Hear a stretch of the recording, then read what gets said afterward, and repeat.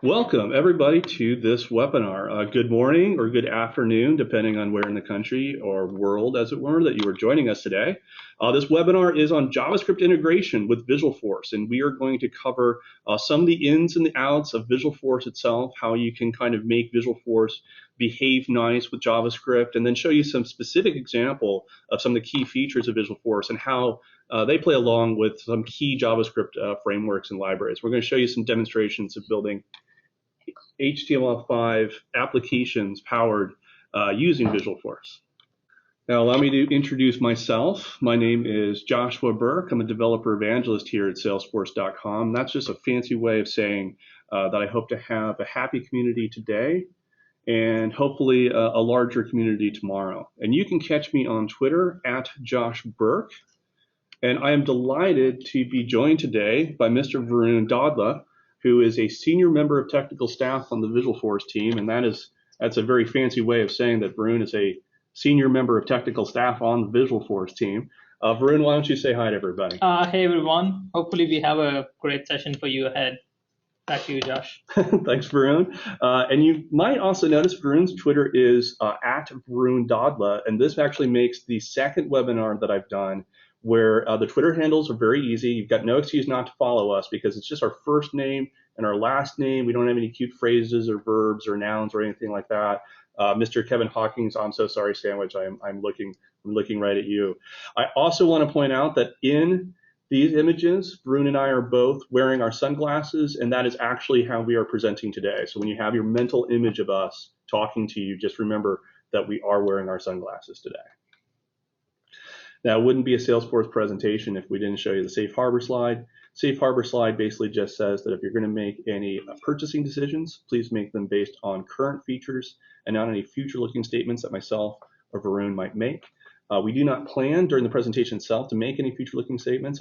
Everything that we are going to show you is generally available. You can use it in your Developer Edition org today, but if, say, we get down to the questions and the answers and all that, and we go down the path of something that's not released, we will try to make sure that you know about that. Now, if you'd like to join us on your social media channel of choice, you can catch us on Twitter at the official Twitter account at Salesforce Devs. And if you'd like to give us a shout out during this webinar, you can use the hashtag ForceWebinar. And we've got a few people who will be monitoring that throughout the webinar and also after the webinar if you want to give us a little bit of feedback. We also have a Facebook page, a LinkedIn group, a YouTube channel, and a Google Plus circle. And speaking of that YouTube channel, this webinar, so usually the first question we always get this webinar is indeed being recorded. It will be available up on YouTube. You can find it easily either through the same URL that you got on your registration email or through developer.salesforce.com. Now, I have been informed that usually our turnaround time on that is about a week, but for technical considerations outside of our control, this webinar will take a little bit longer to get online. So give us about 2 to 3 weeks and we will have that up and running for you on developer.salesforce.com. Now, if you have any questions about the topics we are covering today, you do not have to wait until the end of the webinar. Varun and I are going to try to give about 10 to 15 minutes towards the end to answer your questions live. But while we are talking, you can go ahead and use the question panel of GoToWebinar. It's usually in the lower right corner for you. Ask your questions there. We have a couple of panelists live who are going to be helping answer those questions in real time. And if they don't get to your question, repeating the question is not going to get the answer to you any faster. They are possibly just handing questions to us, Varun and myself, to answer towards the end. And if we do run out of time and we can't get to your question, we do invite you to come over to the developer forums at developer.salesforce.com/forums, where we have community and Salesforce experts who can help you out. Now, our agenda today is pretty straightforward. We are going to first talk about Visualforce being JavaScript friendly in general. The attributes of Visualforce itself that you can use in order to get Visualforce out of your way. As a JavaScript developer, you're frequently going to be the person who is going to be just controlling everything that's going on with the page itself. And due to that, you may want Visualforce not to set like an HTML tag or a body tag or anything like that. And so we're going to show you how Visualforce will get out of your way as a JavaScript developer. Then we're going to show you how you can leverage two of the big features of Visualforce, which make it very easy to build powerful JavaScript in HTML5 applications. JavaScript Remoting, which lets us get around a key component of Visualforce known as a view state, as well as remote objects, which is a relatively new feature of Visualforce, just one generally available with this winter release. And I'm going to show you one demonstration of that, and then Varun is actually going to highlight specifically using remote objects with the framework Angular.js. So let's go ahead and get started. The first thing I want to talk about is how we can take Visualforce and we can have it just get out of our way as a JavaScript developer. How we can tell Visualforce, don't worry about this, don't worry about that. I am going to cover one portion of the page or another. But one of the key things that Visualforce can do for us, and this is not a new feature, but it's been out for, I think a couple of years now, but for HTML5 applications, it's very important to know. One of the things that we can do with Visualforce is that we can control the doc type. And with the doc type being set in the page component, the page will be set up correctly when it's sent down to the browser with that specific doc type that we're setting here. And the most common use case for this is HTML5 itself. And the reason for that is there are some features of HTML5 which may not work correctly or may not work at all if you don't set that doc type. Things like, I believe, canvas and geolocation and things like that. The browser, before it goes down that road of using an HTML5 feature, wants to know that you're intentionally using the HTML5 doc type. So in order to set that in the Apex page component itself, we simply set the doc type as an attribute. Now, another thing we can do is we can tell Visualforce that we are going to be in control of either the HTML tag or the body tag or both. And so we can set this to false. And if we set it to false, then Visualforce will not try to render or re-render those sections. And so if we set the body tag ourselves, for instance, and we want to make sure that it's being formatted in a very specific way, then we say apply body tag equals false. Visualforce will simply assume that the developer is going to be doing it for us, and the Visualforce page is not going to try and re-render that or move it around or add anything to the body tag itself. So what we're looking at here, we've got a page with the standard style sheets of false, show header false, sidebar false, apply HTML, apply all these things set to false in the doc type. What we have is a great clean slate for the Visualforce page in order to display the application itself.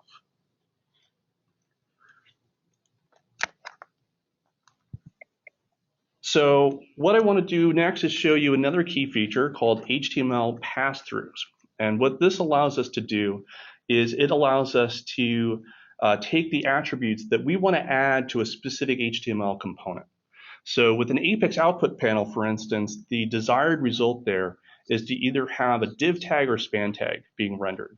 But the way Visualforce used to work was that you had no real control as to the attributes that were going to be put down on that component when it was going to be displayed itself. And there are frameworks out there. Angular is one example of this. There are some jQuery plugins that are examples of this, where they're actually relying on these kind of custom attributes being on elements to tell the framework what this element is supposed to be doing, what this tag is really supposed to be doing. So for instance, data-role, maybe panel means that it's actually going to be displayed as a modal window or part of a page. A header maybe having it styled differently or have a different event structure or anything like that. And if we wanted to use our good old friends, the Visualforce components like output panel, we wouldn't be able to do that without the HTML pass-through ability. And the way it works is pretty straightforward. We just add to the component that we are trying to render HTML dash, and then anything after the HTML dash is going to be rendered as we have it on output panel itself. So HTML dash data-role would be the data-role equals panel. It basically just strips that HTML dash prefix when the div tag itself is going to get rendered down on the browser. Okay, so let's see some of this stuff in action itself. I want to show you a live demo here of a JavaScript framework called reveal.js. And reveal.js is really pretty cool. What it allows us to do is it allows us to take JavaScript and apply it to divs and sections and have our page being displayed kind of like a PowerPoint presentation. Except it's a little different from PowerPoint presentation as we're going to see in the live demo. And what I'm actually going to show you originated with a colleague of mine, Peter Chittum. So shout out to Peter. This is basically a variant of his reveal.js demonstration that he put together. So what I'm going to do is I'm going to flip over to my Developer Edition org. And I'm going to pull up my developer console. And what we have here is actually really neat the way Peter set it up. He set it up as a template. And what this does is it allows him to separate one section, which is going to have all the meta tags and the style sheets and the JavaScript and everything we kind of need to do to run the presentation itself. And then he has here, the template is going to bring in another component. And here we have the other Visualforce page, which is going to use that template. And so now we can use that outer template to basically set up Reveal as the presentation framework, but we can pull in different divs and different sections and different data in order to display different kinds of presentations. So the goal here is the ability to have a basic skeleton of how a presentation might work, but it's going to be driven based on Salesforce data itself. And you'll note that Peter's leveraging all the things that we were just talking about. He's setting his doc type because reveal.js uses CSS3 transition. So we want to make sure that those are going to get applied correctly. He's saying apply body tag because this is where Reveal is going to do all of its really hardcore work. And so we want to make sure the body tag is not going to get re-rendered or moved around on us or anything like that. And we also then have our good old friends show header and standard style sheets of false. With this, we've really cleared the slate for our JavaScript application in general. And because we've done that, Reveal can really do its work. But then the other thing we can do is we can kick this up a notch. Because we have nothing that's going to conflict with us here, the other thing I can do, sorry, I'm going to go back to the template one. I've actually added in a completely different JavaScript framework. I've got this JavaScript framework called C3. C3 is a JavaScript charting framework based on another framework we're actually going to see later, D3. And so C3 is basically a bunch of pre-packaged charts, like bar charts and pie charts and line charts and things like that. But it's also very easy to make C3 charts highly interactive. And so we've taken Reveal and we've taken C3 and we're going to bind that back to Salesforce data. And what we have is a very powerful dynamic presentation that, let's say somebody goes on the road and they are showing up to different accounts and they're doing basically the same presentation over and over again to different accounts. So they don't have to have 15 different PowerPoint presentations. They can just have the one link here on every account and it's going to display the presentation using that data. So if I click present this account, it's going to pull this up. We see the account name. But what Reveal does really well is it makes it very easy to do these really kind of stylistic transitions here. So we get a little bit more information about Burlington. And then we can also move around to different points of data about the account. And Reveal has built into it this concept of a hierarchy. So if we wanted to see more information about our contacts, for instance, we can just hit the down key, pull up a little bit more contact information. And then if I pop over here, go back over to opportunities and drill down into opportunities, now we also see our interactive chart. So we have Reveal running, we have C3 running, it's all running within Visualforce, and we have really tight, fine-tuned control over how this Visualforce page is being rendered. And so if I scroll over this charting setup here, you can see that I actually have a nice interactive chart. And this would obviously be something that would be very difficult, if not completely impossible, to try to reproduce in software like PowerPoint. So we have this nice, styled, powerful presentation that's being driven through Salesforce data using Visualforce. And by using these tags, these components that we were seeing before, we can really have this fine-tuned control and make sure that the page is going to behave the way we expect it to. So let me close that page out and flip over to our next section. The next thing I want to talk about is something which is very inherent in Visualforce development, and it acts kind of as a segue to one of the next big features of doing JavaScript development on Visualforce itself. And I when I talk to a lot of audiences and groups and things like that, I frequently ask, especially Visualforce developers, if they're aware of the view state itself. And my success rate is somewhere between 20 to 70%. Like usually it's not an entire room of developers who are familiar with the view state. And that's not surprising really, because Visualforce does a lot of work to try to make sure that you don't really need to know about the view state. You can just use the component structure. You can get your applications up and running, and you'll be okay. But it's good to know that it exists, because we do find that the application of the view state can be one of the biggest contributors to performance loss on your Visualforce page. And here's why.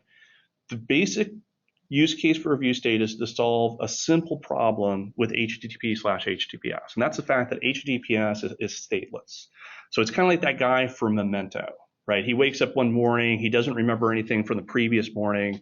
And so that's kind of like trying to do a post back to the server to say, hey, I need to make changes to this page and I want to re-render it. Well, it doesn't know what page you're talking about because it delivered it to you and then it forgot about it. What the view state does is it gives us a hashed block of information to keep that state between the client and the server and then back down to the client again. So every time we do a post back, it's kind of like that.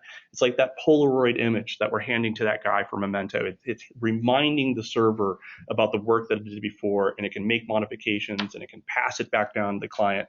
And then with that being passed down, the client can do re-renders and can conserve the state and all that stuff.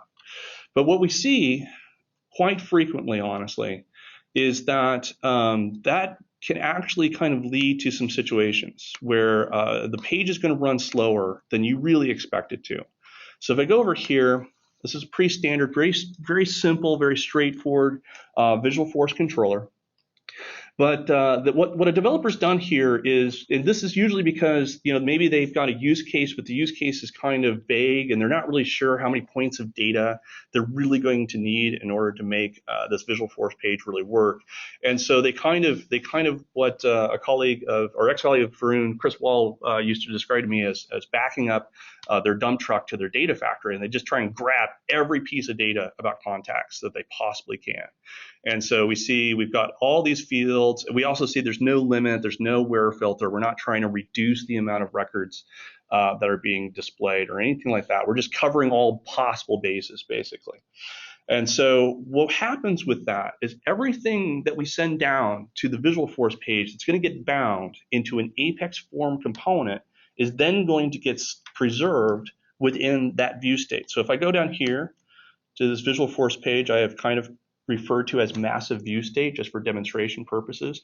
And I will call out, this is kind of an egregious example, right? I'm kind of involving hyperbole here just to kind of demonstrate exactly what's going on.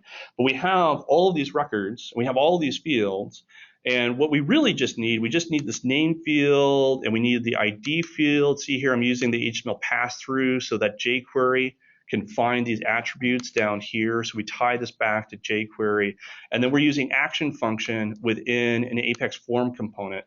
And by using that, we can go back up to that controller, and we basically kick off a couple of methods here. But you see the methods just need these two public variables right here, contact ID and phone. We're just changing one point of data on one record, and then we're returning back down to the page for that. So let's see that in action, and you're going to see kind of what I'm talking about when it comes to the performance issues themselves. So let me go back to here and to the massive view state one and hit preview. And so, for instance, what's supposed to occur is that if I click on Liz here and hit 9, and then I tab off of Liz, that's supposed to kick off those action functions, and it's going to update the contact in the background. Now, the user may not really notice, in a flow like this, the user may not really notice just how slow this is actually going on. So let's go to the JavaScript console I have here, and what you're going to see when I change this one and then blur off, you're going to see an ID, and then there's a little pause, and you're going to see updated. When you see updated, that's when the loop itself has actually occurred. So when I pause off, the blur kicks off. Wait.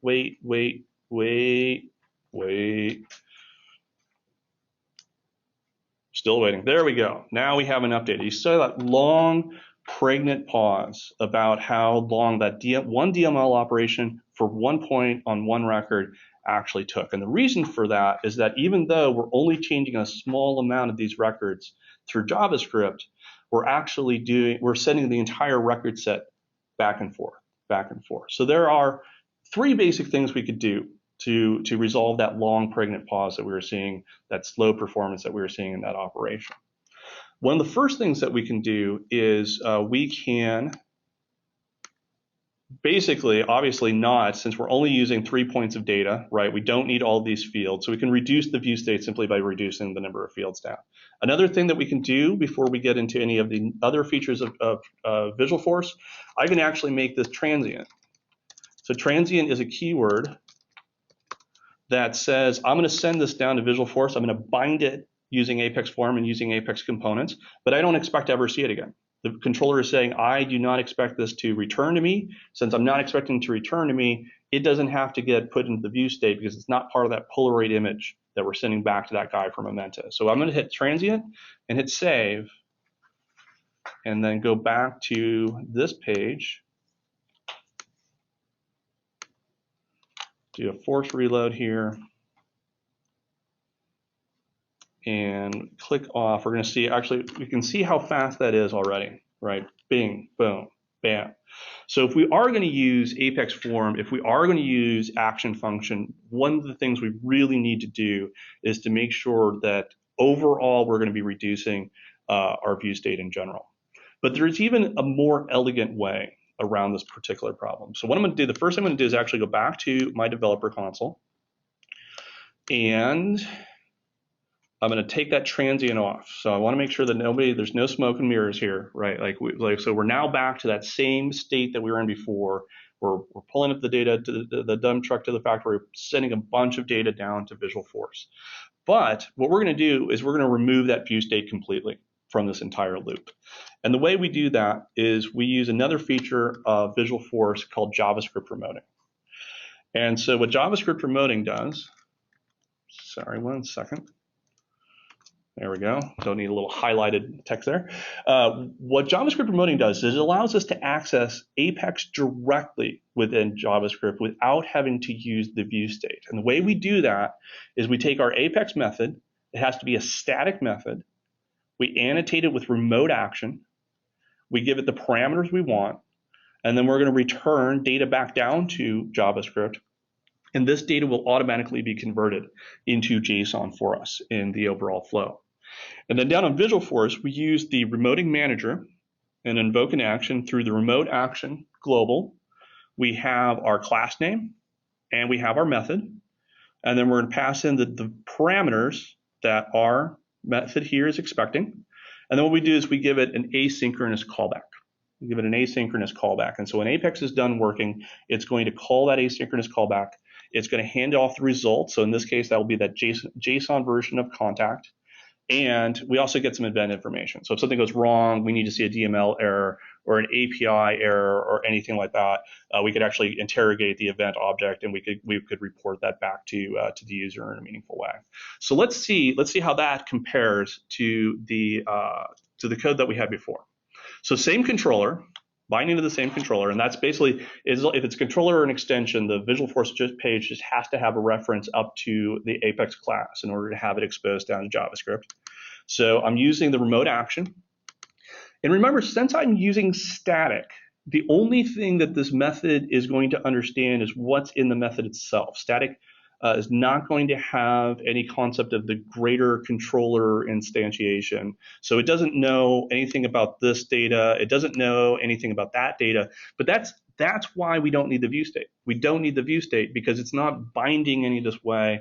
We're only sending up the data we need, and we're only getting back the data we require in order to get our flow to work. So here, we're passing them in here. So these are local instances of those variables. But the overall DML flow is exactly the same. It's exactly the same. And so then in here, we're doing basically the same jQuery flow. I'm not using the HTML pass-through because I'm actually just using a standard input tag to get this done. And then I'm binding to the blur, and I'm using the remoting manager to call up to the controller and the method. I pass it those parameters, and we're going to see that same updated flow right here.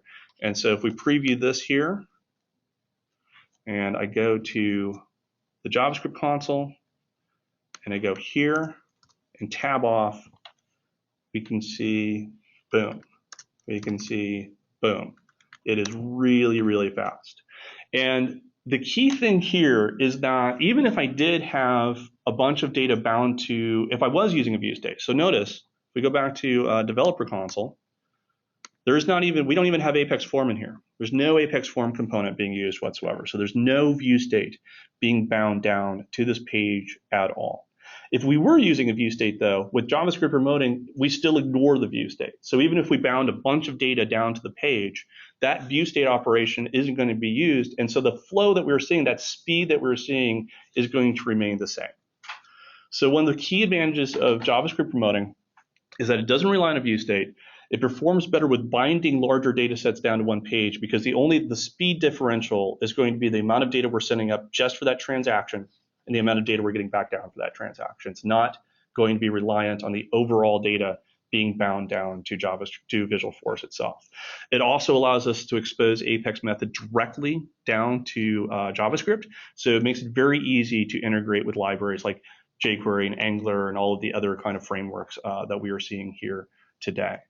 It also, and this is another thing, like, so I'm kind of on a mission to make sure Visualforce developers are aware of the view state and aware of some of the performance issues that can occur when binding a lot of data to the view state. I'm also sort of on a mission with JavaScript Remoting to kind of make sure that people know that with JavaScript Remoting, we do not need to use the API scope.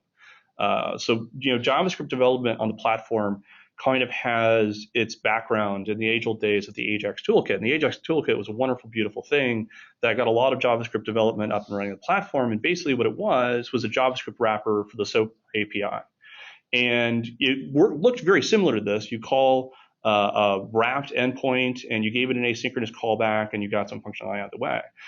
But that was just basically a loop back to the API, whereas JavaScript Remoting is right within the Visualforce scope itself. Does not require the API scope. And the key thing there is that JavaScript Remoting is not going to consume any of your API calls for a Visualforce page. And by not consuming that API, and we shouldn't have to, right? Within the Visualforce scope, we shouldn't have to use the API scope. We can keep that API scope open for our third-party implementations, our mobile applications, our ETL tools, and all the other things that must rely on the API scope itself. Okay, so now we get to what I like to say is our other kind of big guest star for the show. Varun is, of course, kind of the main guest that we have here, but remote objects is, it's hard for me actually to describe not only how excited I am to be able to describe this feature to you, but also to be able to fact that this feature is now generally available. So my little journey with remote objects started, I think it was about a year and a half ago. It was a conversation I was actually having with Adam Slegman, who's VP of Developer Marketing, and he was asking Evangelist, he's like, what would you change on the platform? Like, if you had one thing on top of your wish list that you could change about the platform, what would that be? And don't, it's not like remove all governor limits or, have full Java stack or whatever, don't do the stuff that we know is probably not going to be implemented in the relatively near future. But just, what's the one thing that if you had time and money, like it could actually get put onto the platform in the relatively near future? And for me, it was easy because I'd been talking about JavaScript Remoting.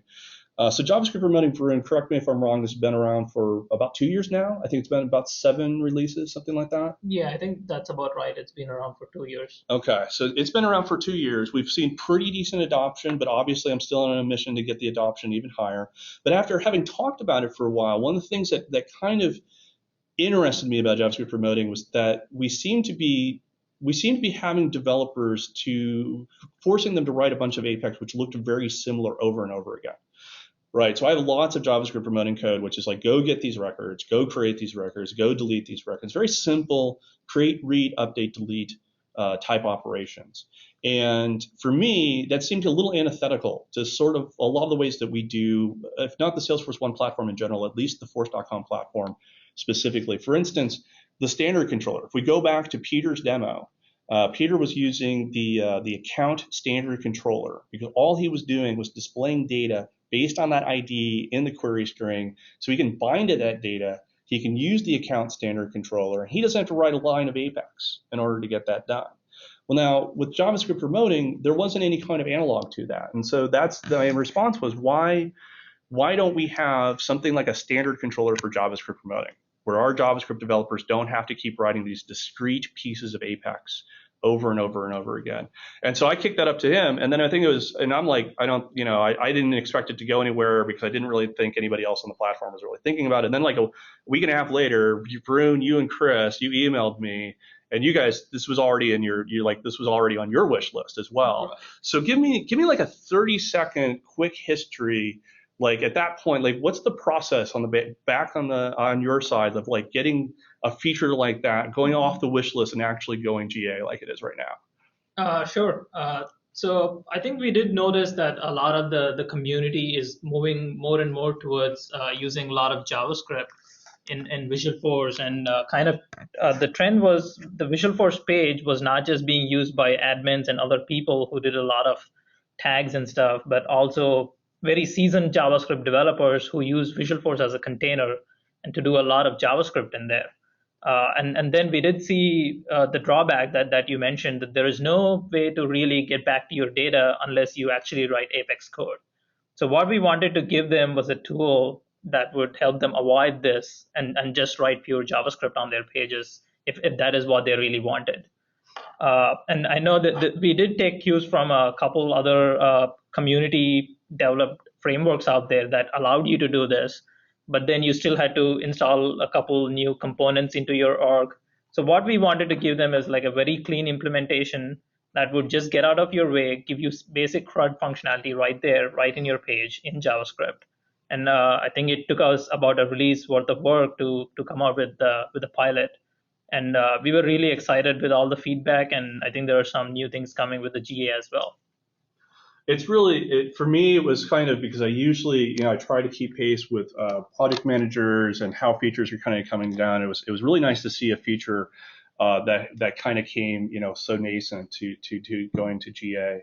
And so we're talking about how great remote objects is. And let's describe. So now let's describe exactly what we're talking about. So you've been looking at the slide for a little while. We're talking about how great it is. Let me tell you exactly what it is that you're looking at. Remote objects is a Visualforce component. So you see here we've got the Apex remote objects, and then within that component, we can define data models. So remote object model is going to allow us to define a data model. So in this case, I'm binding it to contact. And I can also bind it to specific fields, so first name, last name, ID, and email. We can get a little JavaScript shorthand too, so that we can refer to specifically in JavaScript what that's going to do. Because what this will do is it's going to generate a client-side JavaScript library data model for you. So it's basically a data layer in JavaScript that gives you direct access to the data layer itself. So we don't need Apex in this case in order to do create, read, update, delete, and describe, as Varun's actually going to show a little bit later on as well. And so with this, we have very tight control over our data right here from JavaScript without having to use any kind of Apex in order to get this baseline functionality done. And so it's akin to a standard controller, but it's also very important to point out that unlike a standard controller, so you have one standard controller per page, unlike a standard controller, we can actually bind multiple object models down to the same page. And so you could have contact, you could have account, you could have opportunity. And the reason why this is all being done as this kind of Visualforce component is because we are going to bind it back to whatever in the org itself. So if it's you can't, for instance, bind to a field that doesn't exist. You can't just throw stuff in there. It will actually verify the fact that the object model is valid, and then it will create the JavaScript library for you, and then you can use that JavaScript library in order to access and manipulate your data. So let's see a couple of quick review of that. Same advantages of JavaScript remoting, no Apex required, can reference multiple data models, and we also have a feature where, kind of like an extension, you can also replace specific functions with JavaScript remoting. So let's look at one demonstration of that. This is using a library called D3, and D3 is actually the engine that basically made C3.js run. And so the way C3.js runs is by rendering all of its stuff through D3. And what D3 basically does is it gives us kind of like a jQuery-like language to talk to an SVG element. So D3 is like kind of this like nice, cool, raw rendering engine to do data visualizations and interactive charts and all of this stuff. And then C3 kind of packages up variations of this. And the use case that I had here was actually an argument I was having with my internet service provider. My internet service provider kept telling me my modem was broken, and I kind of kept telling them, no, your bandwidth is broken. And they're like, well, we're going to send an engineer over anyway to look at your modem. And so before they sent the engineer over, what I did is I started performance testing my internet, and I set up a Python script to do a speed test run, and I set that up to be twice every hour. So we did twice every hour, and I did that for a couple of weeks. And the goal was to kind of see when the speed was fast and when the speed was slow. And then I took that data and I converted it over to a custom object. And then with the custom object, you can see what I have here. So I've set up my remote objects, my remote object model, going to my custom object, custom fields, defining all of that, giving myself the JavaScript shorthand of data. And then if we look here, we see that I do an new S-object model of data. So this is the JavaScript library being rendered for me. And this is the portion that I defined within that Visualforce tag itself. And so now I have that defined. I can use that to go ahead and start retrieving my records. No Apex required, no Apex form. There's no controller associated with this page at all. And because there's like 900 points of data that I'm using to do this visualization, we have a standard 100 limit when we do the retrieve. That's the max we can do. And so what I'm actually doing is I'm using offset. And there's no maximum number to the offset if I'm reading the docs correctly, which allows me to really dig deep into the data well if I need to. And so if I want to go up to 900, I just keep bumping that offset up, and it's basically giving myself a pagination into my SOCL result itself. And so I'm looping through, and I'm basically doing this retrieve over and over again. And I won't go into too much detail about the visualization itself. We could probably do a whole other webinar on data visualization within Visualforce. You can basically see that, like I was saying, it's a very jQuery-like structure. This is basically clearing everything out and then appending curves and angles and labels and things like that to create the visualization itself. So let's go ahead and look at this in action. And what I've actually done is actually set up some dummy data to kind of show the state it was supposed to be. So I'm paying for 10 megabytes down, right? And I'm going to pull up the JavaScript console here so you can see these little blocks. Every time we do this block, we're using remote objects to go up, grab data from the data layer, and then re-render the visualization. And you can see the visualization, as it's getting more and more data, is showing the real state of my internet, right? And so once we're done loading, I think that's the last block. That's the last block. We can go over here. We can see, well, there's probably nothing wrong with my modem because at 4 a.m., when I'm sleeping, my modem is working just fine. I'm getting the 10 megabytes down that I'm supposed to be getting. And then when I'm working, and I actually work from home, and so there's not a lot of people around me using the internet at that time, I don't really see much degradation there. But then when everybody starts coming home and they start using Netflix and Hulu Plus and Amazon Video and start playing Call of Duty and Destiny or whatever, and everybody gets on the internet, we basically run into the neighborhood broad bandwidth issue that is just kind of inherent within cable when your cable provider is not giving you enough bandwidth to cover your entire neighborhood. And so the engineer from my internet service provider swung by, and he came to my house, and he's like, I'm here to look at your modem. And I'm like, before you look at my modem, you should look at something else. And so I showed him this chart, and he's like, okay, I'll go talk to my manager. And he walked away. And so data visualization for the power of consumer satisfaction, you can prove your case very easily if you can get a lot of data, and then if you use Visualforce to produce that data in a meaningful way for the good engineer. So this is a very straightforward example of just getting data and rendering this chart. What I'm going to do now is I am going to hand things over to Varun, and Varun is going to show us a more complete, a little bit more back and forth of actual data manipulation itself using Angular.js. So give me 1 second where we're going to flip control over to Varun.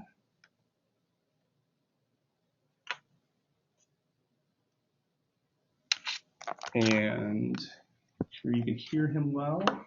Thanks, Josh.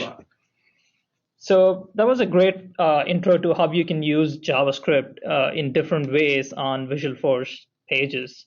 And remote objects, like Josh mentioned, is kind of very close to my heart because I was the developer who mostly worked on it. So one idea we always had in mind when we were doing remote objects was to make sure this blends well with third-party JavaScripts and also other JavaScript that we provide on the platform. So I thought it'd be a good demo to do remote objects with AngularJS, which is a Google JavaScript library that allows you to do one-page JavaScript apps, kind of enhances your HTML with its own tags, and there are providers, and you can really do some rich JavaScript applications with AngularJS. And then there is Streaming API, which is another feature of the Salesforce platform that allows you to register for notifications when your backend data changes in Salesforce. So what I came up with is this open opportunities dashboard, which is a real-time dashboard view of all the open opportunities in your org. So a sales manager or a sales rep can go in there, take a look at all the opportunities in your org, or even just hit new opportunity right there and say create an opportunity, which instantly shows up on the dashboard. There you go, and the opportunity pops right back into the grid on the top. So let's flip back to the code a little bit and see how this all works together. So if you're seeing my code right here, again, we have the very familiar Apex page where I've turned off the header, I've turned off the style sheets, the body tag, because again, I'm right now just using Visualforce as my container and trying to do all the fancy AngularJS stuff in there. So coming back to my body tag, you see the familiar AngularJS app and controller defined here. So I'm basically binding a very simple grid item to my AngularJS controller in order to render different opportunities in here. And if you go further down, I have my form where I'm trying to add the new opportunity. And all of these are just bound to methods in my AngularJS, which we'll look at in a moment. And the real trick here is to also define your Apex remote objects to basically, like Josh was mentioning, give you that proxy for your Salesforce objects inside of your JavaScript. And then I have a bunch of different static resources in here. And I also have binding for my streaming API, which I'll come back to in a moment. The real trick here is, though, in my JavaScript. Let me open that up for you.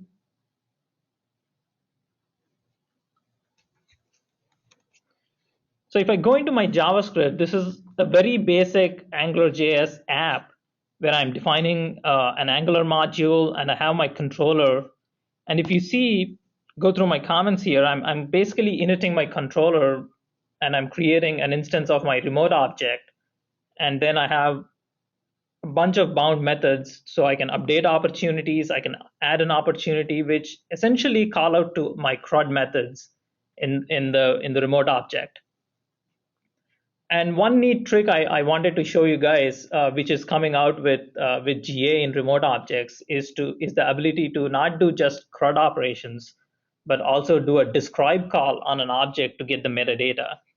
So if I go back to my form right here in the page, there is this drop down where I have a pick list of my opportunity stages. And the way I generate this is I dynamically build it with the metadata I get from the object using my describe call. So that kind of allows me to build dynamic forms and even take advantage of all the labels and all the metadata that you've put into your Salesforce organization. So one last thing I wanted to show you is, so this is good. It blends really well with AngularJS, but what really is Streaming API doing for me here? So I'm going to open up another tab for you where we can see two dashboards at the same time. So imagine this is an opportunities dashboard, and my organization has tons of Salesforce sales representatives, and I want everybody to get a real-time view of my open opportunities. So I go in here, add a new opportunity, and if you notice, the opportunity pops right back into both of my dashboards, and it actually surprisingly came out on the second dashboard even before the first one. So that is the power of the streaming API working together with remote objects on a Visualforce page to give you a real-time view of your open opportunities. Now, again, I know there are a lot of seasoned AngularJS developers out there who are probably screaming, "Hey, we want a module, a service for remote objects. Well, where are promises and stuff?" So the idea here is always to provide you with tools on the platform, so the community out there can take the tools and come out with new things on their own. So I would really urge everyone to take a look at this other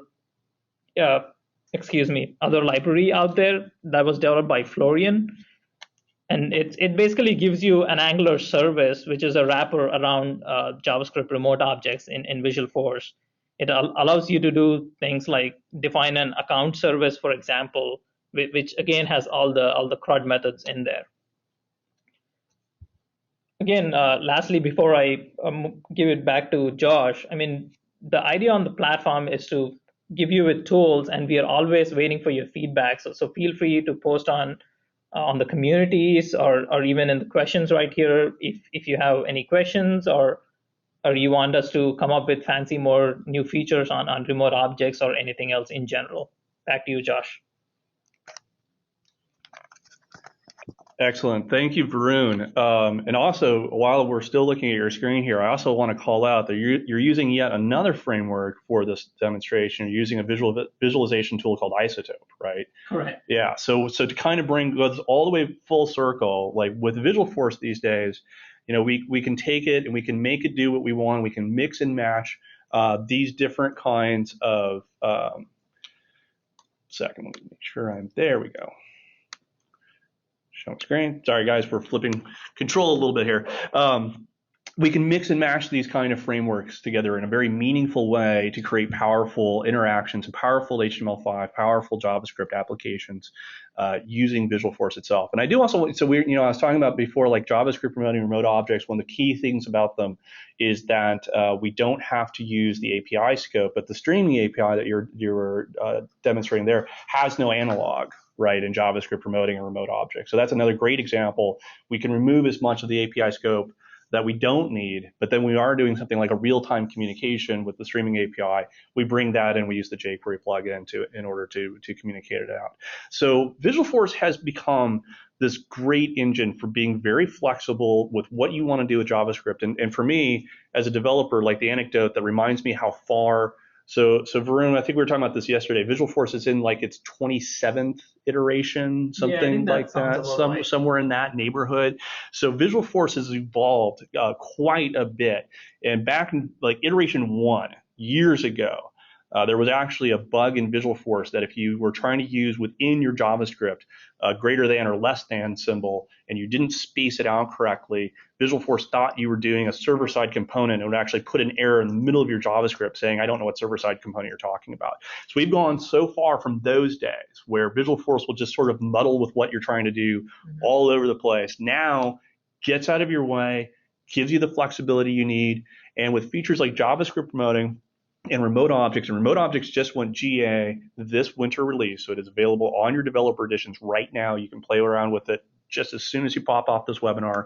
You have all this great flexibility, not just from the client side, but now we're also talking about the server side as well, also manipulating the data layer directly using our JavaScript libraries itself. And as Varun was saying, the Angular demo he's showing there, that's not an accidental. It's not like we put remote objects out there and was like, hey, let's look and see if it works with Angular. Working with Angular, working with jQuery, working with CanJS, working with D3, working with these JavaScript frameworks was a primary design goal of remote objects from day one, back in those days when we're throwing emails around with each other. And also, Varun, I have warned both you and Chris Wall that if anybody ever walks up to you and offers you a beer, is because I basically told everybody at Dreamforce who's a Visualforce developer that they kind of owe the Visualforce team a beer for remote objects itself. It is my favorite feature I think that we've put on the Force.com platform today. So let me go ahead and wrap some stuff up, and then we have some time. We're going to take a few of your questions. First thing everybody usually asks is if they can get the code, and you can get the code. I have all the demos that I had on my developer edition wrapped up into one GitHub repo. So if you go to github.com/joshbirk/vfwebinar, you will be able to pick it up there. And then Varun has specifically the Angular Isotope streaming API demonstration that he was doing on his GitHub repo, which is unvar. Saying we always use our name, but no, not on your GitHub repo. It is kind of my name. I tried to put the code into it where I wanted to say var, but then Varun is my name, so I kind of flipped it over and came up with unvar. It's like a string, gotcha, like right. A string wrangling of it. Gotcha, excellent. So he has that up on his at unvar/remote objects ops. And then the frameworks, I don't really have enough room here. There's a ton of links here. We have the static resources and all that. So if you bring down our repos, you can actually just sort of start playing around with the stuff right away.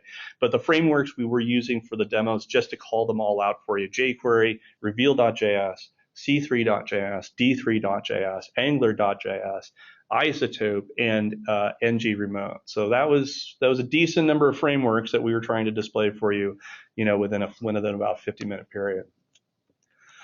Now, if you're going to go on and learn more about the Salesforce platform, I'm very excited to announce we have released this at Dreamforce. And I'm very excited to announce that it is available on developer.salesforce.com. This is a project very near and dear to my heart. I've been associated with it since its very beginning, and I offer a huge, also a free beer and big thanks to the great developers at developer.salesforce.com itself for getting this up and production worthy and out to the public. Trailhead is an interactive learning experience. It is associated with your Salesforce developer profile, and what you can do is you can go through trails of content, and the trails of content will teach you aspects of the platform. And when you get through part of a trail, you can take an interactive challenge, and the interactive challenge goes against your developer edition. And when you pass a challenge, you get points, and if you pass an entire path, you get a badge. And everybody loves points and badges. So you learn things, you get points, you get badges, and all of those points and badges are associated back to your Salesforce developer profile. There is a minimal amount of content for Visualforce at the moment, but we are in the throes right now of getting more production-worthy content up on Trailhead. That will be happening in the next few months, early into next year, and Visualforce is actually one of the first things that we are going to be adding more content into Trailhead. Now, we also have two online experiences for you. One is Udacity, which is kind of intended for new app builders, and it's a video course that allows you to go through and learn specific aspects of the platform. And then we also have over from another colleague of mine, Christoph Conrad's, up on GitHub. He has a whole workshop online, which is basically a start to scratch, building a whole application, which is sort of end to end from the custom data model all the way to using Apex and Visualforce and the API. So if you have people, most of the people here are probably existing Visualforce developers, but if you know people in the office, for instance, who are wanting to learn the platform, here are some great tutorials and resources for you.